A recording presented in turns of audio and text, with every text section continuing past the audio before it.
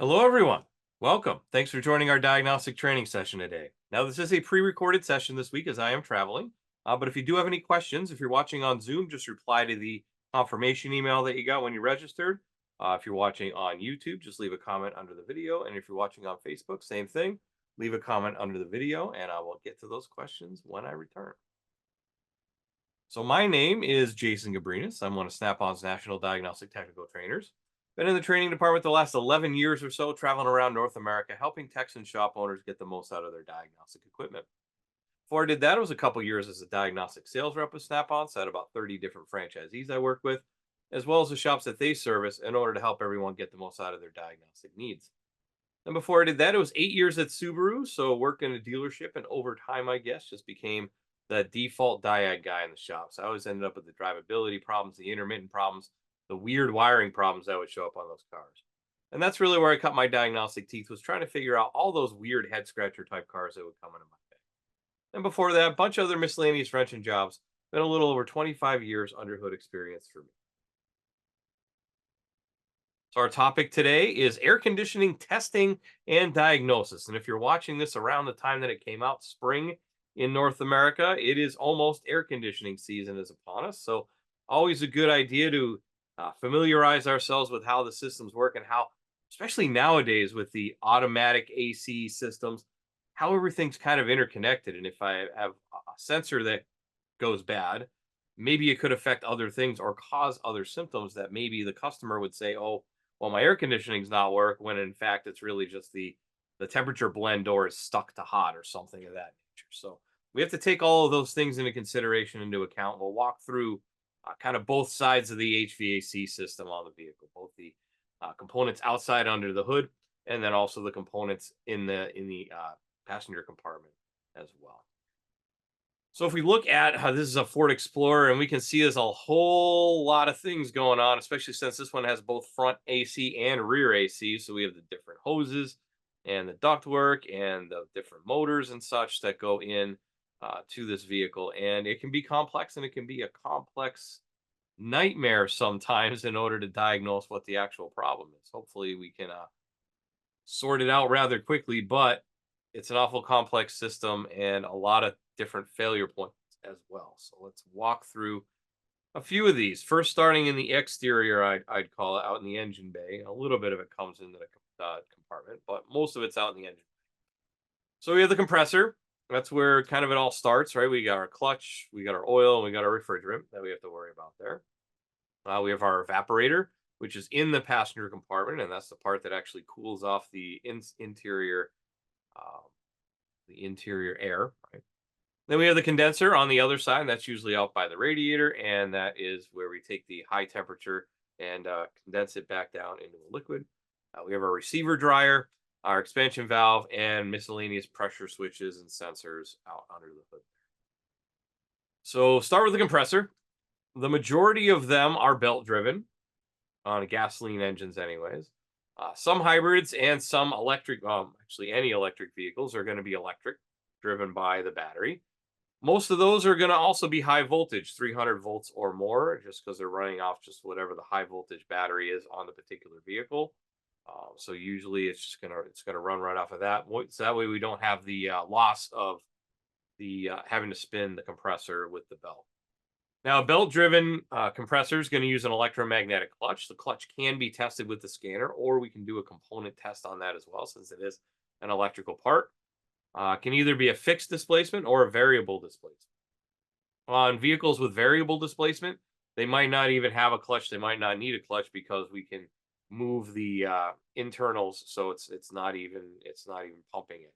Right, so that'd be like having a clutch engaging and disengaging. It's basically just the pulley is going to be engaged the whole time. So on the compressor, you can see we have the different connections here. We got a charge port, intake and discharge valves inside. There's the actual cylinder head there. And then we have these pistons on a plate. As the plate spins around, it's going to push these pistons up and down, which is going to uh, take the low pressure vapor and compress it down to a high pressure vapor, which then goes out the back. So the pulley's over here with the clutch. And then we have this wobble plate, which is going to change as it rotates. It is going to pump that gas around and through and compress it and make it raises the temperature and also compresses it. So it looks something like this. So it's going to push the pistons back and forth. As we can see, it goes back and forth, and we have this wobble plate here. It's going to wobble back and forth. We can see how it's kind of controlled by this little hinge right here. It's going to push on that plate, and then as it goes by, you can see how it wobbles there, and then it just compresses and pushes it along. All right, so that's the swash plate. Now, wobble plate, it's going to work similarly, except the plate itself is on an angle instead of having that kind of adjustable hinge there. So that'd be a wobble plate. So the other one's a swash plate. This one's a wobble plate. And then variable displacement compressors will have the wobble plate that is variable. It can move depending on where they want it to be. So you can see how we have the different angles here. So it's going to move back and forth based upon how much of a pump, how much of an angle they want it to be on. So that is, it is adjustable. It's going to be adjustable by how much gas they allow up in here. It's going to push on this. It's either going to push it forward, or if there's no pressure or very little pressure, it's going to come back like this. You see, it's got a little bit of a spring on it. So with the control valve open and allowing some of the high pressure gas to push in, it's going to push that plate forward. It's going to make it less of a wobble. And then when it comes all the way back, it's going to be more of a wobble. And then an electric compressor, of course, it gets rid of the clutch, and then we just have a DC motor to drive it. Refrigerant goes through, and then it goes through this scroll type compressor, and then it just comes out the back end. So in this case, it's less complex because we don't have the clutch there to worry about engaging and disengaging. That brings us to refrigerant types. So there's really three main types and one little outlier there, and really you're not going to see R12 too much anymore. It was pre-1994 vehicles, then 94 to 01 or so we had 134A, and now pretty much anything 22 and newer is going to be 1234YF, but that started phasing in 2012. Also, there's R744, which is in some Mercedes E and S class, and I believe majority of them are in Europe, if not all of them. And also the European market, Audi A8 uses that. They're trying to avoid using the 1234YF because it is considered flammable. So R744 is not flammable, but it just never really kind of caught on in the automotive industry. So really, pretty much any vehicle nowadays is going to be 1234YF until they come out with something better. Also note, with the compressors, with the oils, with the different refrigerants, there are different specifications and different machinery and equipment you might even need to use. So the tried and true since, like we said, 95 has been R134A, but they've been phasing that out. You also have R134A electrical compressors on like the Prius that switched in 2010. So that was still R134A. But there's a different oil. You see, we use PAG oil in this, and then we use ND oil over here because we need the oil to be non-conductive. All right. So there's a special oil that they use in hybrids, just so because it has the electric pump, and so it doesn't. It's non-conductive.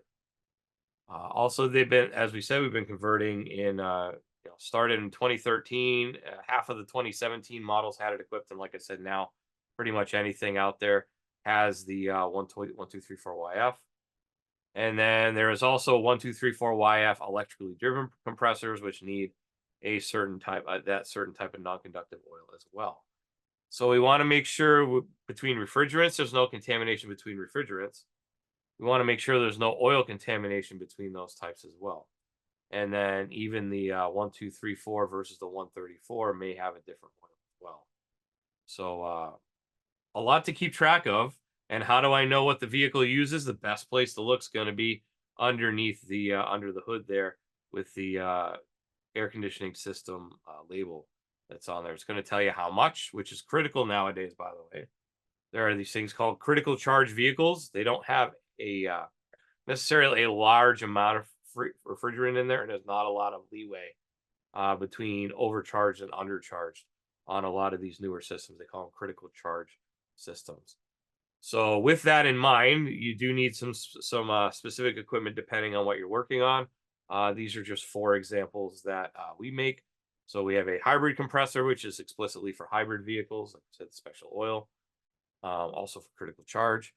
We have one that's dual that does 134 and 1234 YF, but not hybrid. And then we have a 134 only, and then we have a 1234 YF only. So it just kind of depends on what you need in the shop. As far as weights for the critical charge systems, we do have the most accurate scales in the industry. So that's something to keep into consideration as well, because if you overcharge or undercharge a vehicle, it can cause problems down the road as well.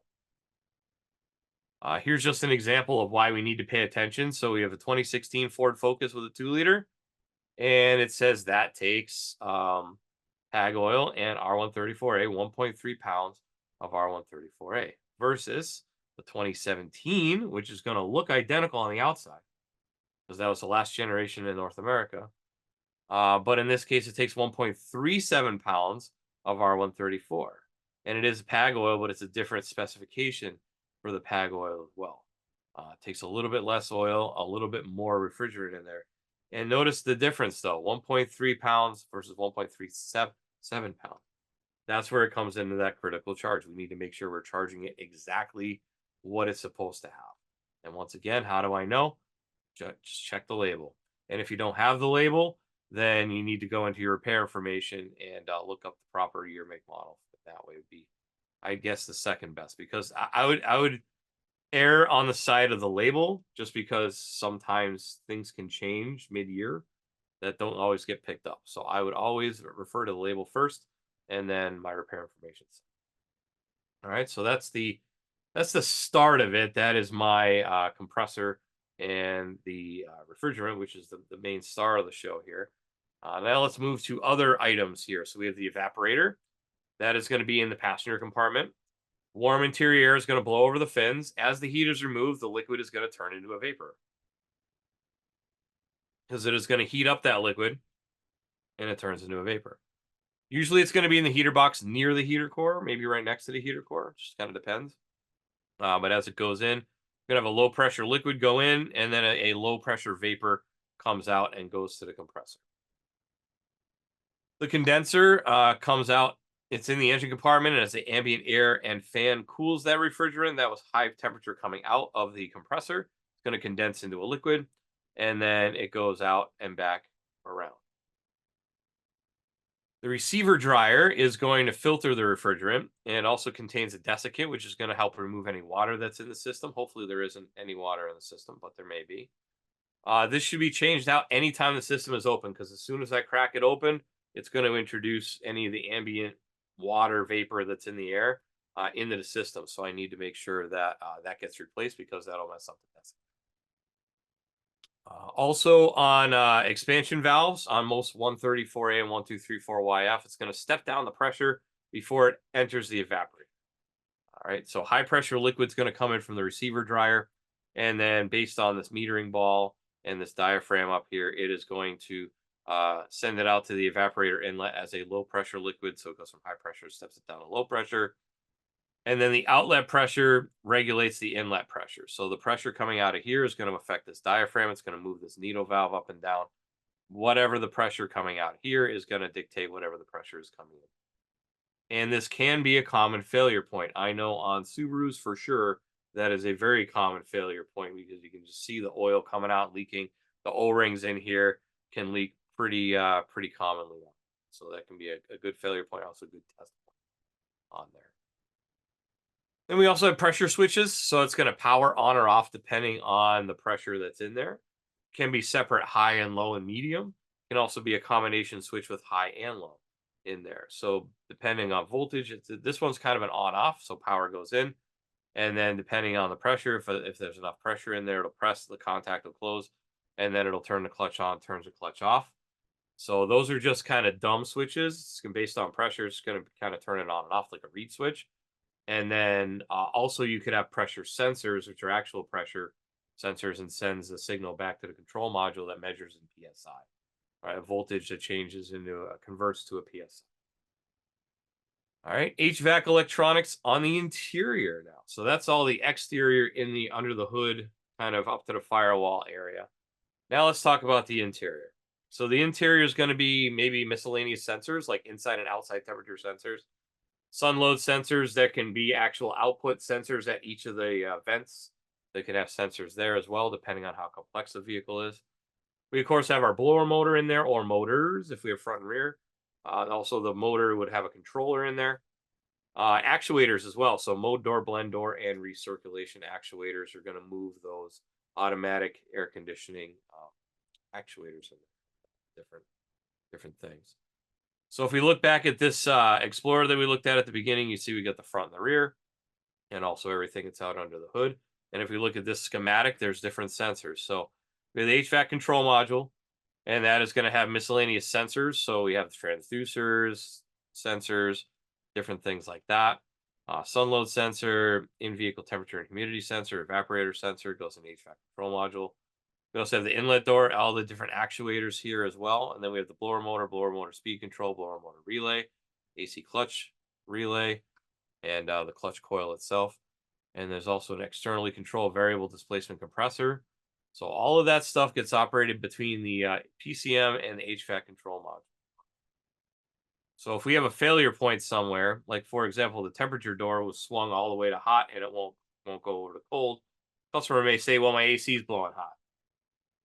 Now, is it a problem with the AC itself, or is it actually with the actuator? So there's where we need to figure out where the actual problem. So let's talk about the sensors. We have the sun load sensor, which is a photodiode, and what that does is it converts solar radiation to a voltage output, and it's read as a PID into one of the modules. The control module uses that as an input. So it knows how much sun is beating down on the dashboard and getting through the windshield and all that, so that way it can help dictate how quickly and how it sets up to cool off the interior. Ambient air temperature sensor is going to be on the outside of the vehicle. Usually it's behind the bumper. And usually it's shielded from any air, so you don't get any cooling effect from the air going by. It is a thermistor, converts ambient air temperature once again to a voltage. The control module will use that as an input to see, well, how cold is it outside today, or how warm is it outside. Then with most automatic air conditioning systems, you're certainly going to have a cabin air temp sensor, so it's measuring what the ambient air temperature is inside the cabin. It is also a thermistor, converts in-car air temp to a voltage. The control module uses it as an input, and usually it's in the center dash area. It wants to be fairly close to where the driver is, because the driver is definitely going to be the person that's inside the vehicle the most. Could have passengers as well, but we want to make sure that the driver is comfortable. And there it is right there. This is susceptible to damage if you're not careful. Also susceptible to getting dirty, just like a mass airflow sensor would. So we always want to take watch out for that. Then, as I said before, there can be multiple air duct temperature sensors in the vehicle as well. Those are also thermistors. Converts the air duct temperature to a voltage, which the control module then uses as an input.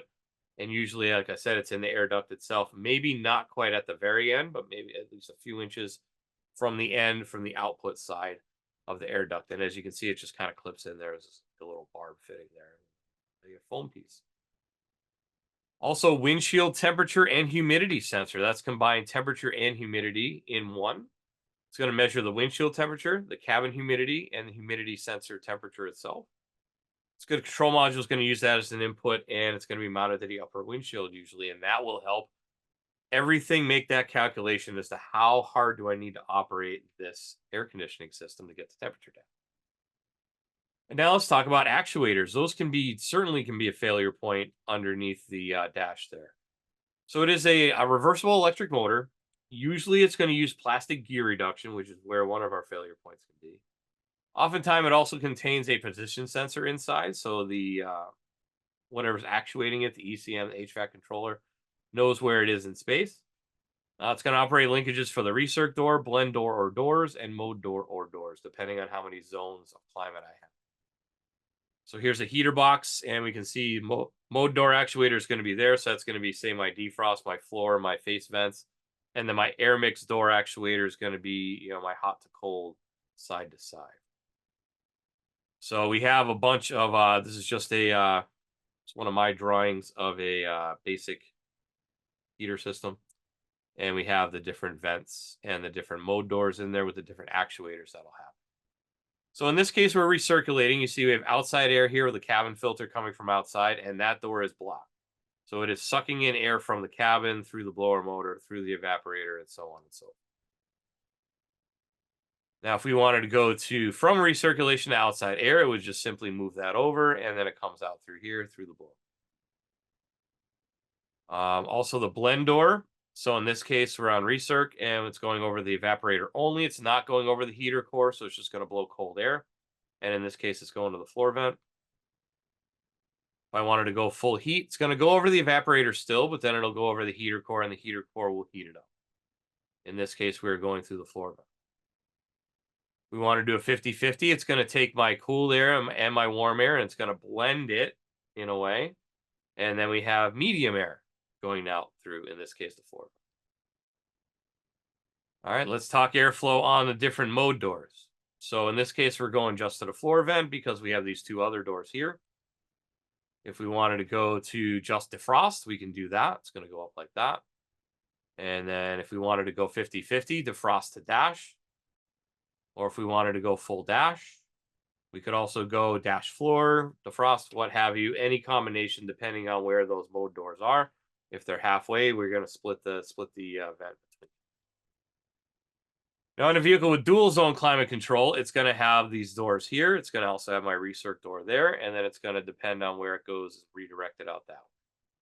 So if it opens up here, one side can open and close. The other side can open and close as well. And that's going to be my different speeds. And then my temperature doors can swing back and forth depending on how warm or how cool I want it on either side. So it's gonna split the air. So this would be the driver's side and this would be the passenger side using the same blower motor, and then it'll just regulate the temperature based on the temperature. Now, as far as these actuators, they can have problems. So in this case, we have a bad blend door actuator. So it's not allowing the heat to go to the passenger side. It's only on the driver's side there. We can kind of see in the middle. And then after the repair, we can go and take a look with the thermal, and we can see that's hot on that side, hot on that side. The door is actually working. Also, after I'm done repairing an actuator, I may need to do a recalibration. So in this example, it's on a 2017 GMC. Using a scan tool, perform the HVAC actuator learn in the HVAC control module. So you'd actually go in, it's a functional test that you do.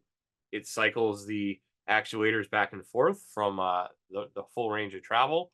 And it will either throw a code if there is a problem, or it'll give you a pass. If the unlearned actuator is not physically rotating, replace the actuator. Otherwise, replace the HVAC controller. So we can see which ones do work and do not.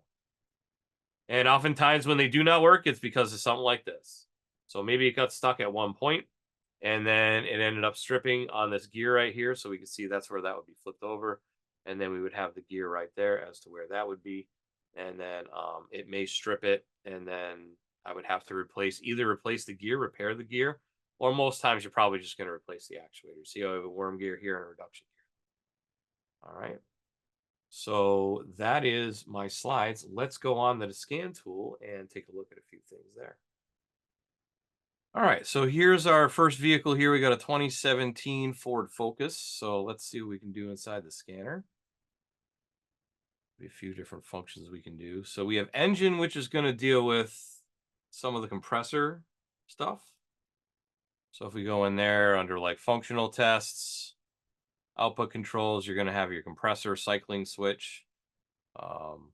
That's pretty much all you're going to have in there as far as engine stuff. You may have data though. Go into data, and sometimes it's on, like in this example, AC data. Other times it might just be on your generalized engine management data, but in this case we have AC data. Go through there. And you can see clutch output, AC pressure, AC request signal, pressure sensor voltage, compressor command. So some of this stuff can be useful just from sitting in the driver's seat. You can see different pressures and whatnot and make sure everything's working the way it should. You can command the compressor and see whether or not it actually sends out the compressor output. Let's also go down to HVAC. So under HVAC section, we have HVAC, heating, ventilating, and air conditioning. And you can see codes, data, functional tests. As far as the functional tests, you're going to have a few different output controls like air mode actuator, blower motor speed, left blend door positions, etc. There's also data display. So this is going to be more of the interior of the vehicle. So things like the fan, actuator percentages, whether it's set to auto defrost, what is the air temperature? Because this one has the temperature sensors we were talking about in the different ductwork. It, right floor, how many degrees, external temperature, solar radiation sensor, right? So it's got a lot of those sensors on the interior of the vehicle that we talked about as well. In-car temperature, evaporator temperature. So you can get a lot of data just from here. And this is where the computers are going to make their decision based on, of course, this data, whether it's right or whether it's not. So sometimes you just need to verify that if everything else checks out, okay, maybe it's a different sensor. Now, to that point, inside guided component test, if you do have one of our tools with the guided component test module in it, we do have a section for HVAC. Right, so if we go into HVAC, in this case, on this Focus, we got the clutch relay, compressor clutch, and then blower motor relay. So if I wanted to look at the compressor clutch, the component information here, AC compressor clutch is a 12-volt electromagnet. When energized, it engages compressor clutch to drive the belt pulley. This turns compressor for AC operation. And then we have the clutch relay, and then wherever the grounds are, depending on what it has for an engine in there, it's going to be in a different spot. At least it tells us that. And the best place to test it is going to be at the clutch itself. And then it looks like we can do a DC voltage test, which is going to make sure we have power supply and ground. Cycle AC system controls the max cold defrost to command the AC clutch relay on. You could also do a functional test in order to turn that on and off. And then resistance test, it's going to say, either side of the coil. So just plug it across, disconnect it and plug it across. Should be less than 3 to 5 ohms if out of range, suspect a faulty clutch coil. So that's fairly common. We'll have an internal failure of the clutch, and that'll actually cause your AC not to work or not to blow as well. And then in the engine, we have things like the pressure sensor, ambient air temperature sensor. Those are in. Sometimes they're under engine, sometimes they're under HVAC. Sometimes you just have to look for them. So in that case, AC pressure sensor, ambient air temperature sensor. It's just going to really tell you where it is. And then AC pressure sensor is we have a couple of different tests we can do as that as well. AC pressure transducers used to monitor the compressor discharge pressure and sends a variable voltage signal representing the pressure of the PCM. Not necessary to recover the refrigerant before removing the AC pressure transducer. So that's good to know too. So I don't have to drain the system down if I just have to replace that pressure sensor. That's pretty good to know. All right, so that's Focus. Let's look at something else. Let's look at how about a RAV4?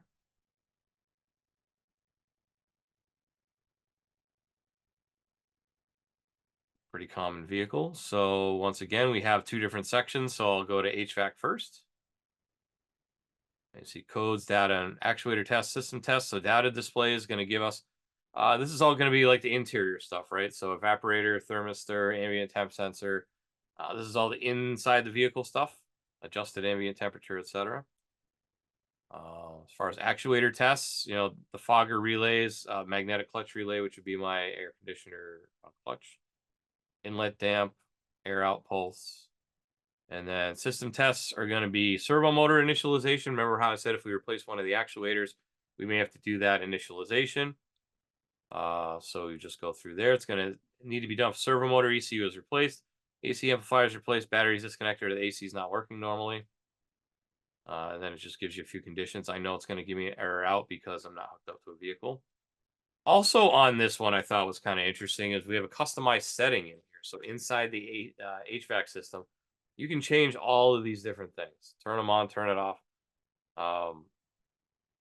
For example, let's see, outside air mode auto switch function.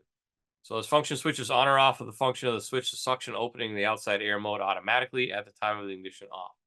So it'll either leave it sealed up or it'll open it up automatically when I turn it off.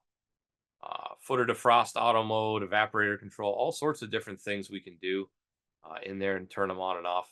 You could be useful for diagnostic purposes. Also, could be useful for like a customer service type thing. Maybe. My windows are fogging up overnight. Okay, well maybe we want to let that outside air get in so it can equalize the humidity inside the outside. And then as far as guided component tests on this one, it's got a fair amount. HVAC system again. So AC pressure sensor, ambient temperature sensor, sun sensor, blower motor, cabin air temperature sensor, evaporator temperature sensor, mode switch. All of those things can be tested using the guided component test. Figured we'd also check on a hybrid. So we'll pull up a Prius. And in this case, this does have an engine because it is a hybrid, right? So you can go into engine, and that's going to have maybe one or two actuator tests in there. There's a whole lot of different tests, mostly not to do with the air conditioning in there. But you're going to have the magnetic clutch in there. Data display, you might have some temperatures and pressures. But down here again, in the HVAC, data display, that's going to be your ambient temperatures, evaporator temperatures, electric heater levels, compressor target speeds, shift set temperatures, blower motor speed levels, etc. So a lot of the interior stuff again with that. And then as far as component tests, we do have an HVAC system here as well. Humidity sensors, ambient air temperature, blower motors, sun sensor, AC compressor, refresh recirc door, rear window defogger, etc. So a lot of stuff in there. And then lastly, let's go into a Beamer and see, because that BMWs are always kind of interesting. So they're over engineered. So sometimes you have some interesting stuff that you can do. So let's see, for example, air conditioning there. Codes and data. Let's say AC compressor. It's going to give you a couple things on there. They have really small data banks, I've noticed too. But under functional tests, there are some special functions like in installation position of the flat motors. For that's once again reconfiguring the blend doors. This one was interesting too. Run-in protection for AC compressor. So if you replace the compressor, in order to protect it on initial startup, it's going to do this. When renewing the air conditioning compressor, the run-in protection needs to be switched on prior to initial operation of the air conditioning compressor. When switching on the run-in protection of the air conditioning compressor, the proper distribution of the refrigerant oil in the refrigerant circuit, as well as protection from mechanical damage in the running in phase of the air conditioning compressor, is ensured. So you would go through and continue through this and follow on. It takes about 10 seconds to switch on, and you would just tell it to switch on. I think it's going to fail because I'm not hooked to a car, but we'll see. So give me 10 seconds.